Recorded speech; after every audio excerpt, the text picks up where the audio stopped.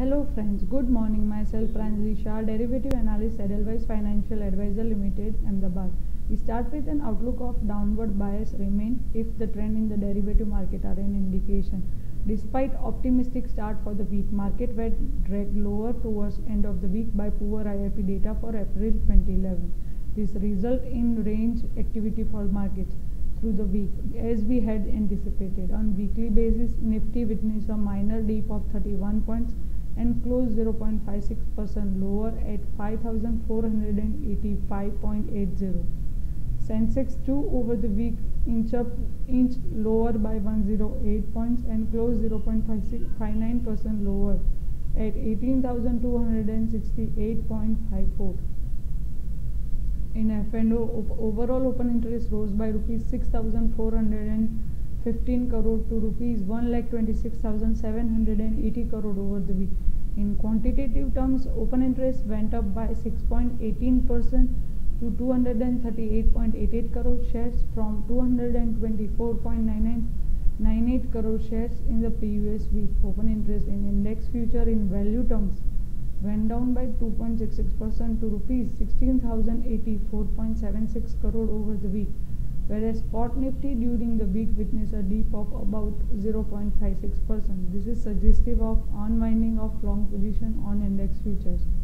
Volatility index, which is India VIX, witnessed a minor rise of 5.28% to 18.54 from 17.61 in the previous week. Volatility index is a measure of market's expectation of volatility in the near term. Outlook for the week, as anticipated and mentioned, market witnessed a range activity last week. Nifty posted mild loss of 31 points or 0.56% fall. Markets are trading indecisively for some time now. High inflation, slowing economy, and weak global signals are likely to cast shadow on markets in the near term. Nifty has already broken below 5500 level mark. Open interest in index future in value terms went down by 2.66% to rupees 16,084.76 crore over the week.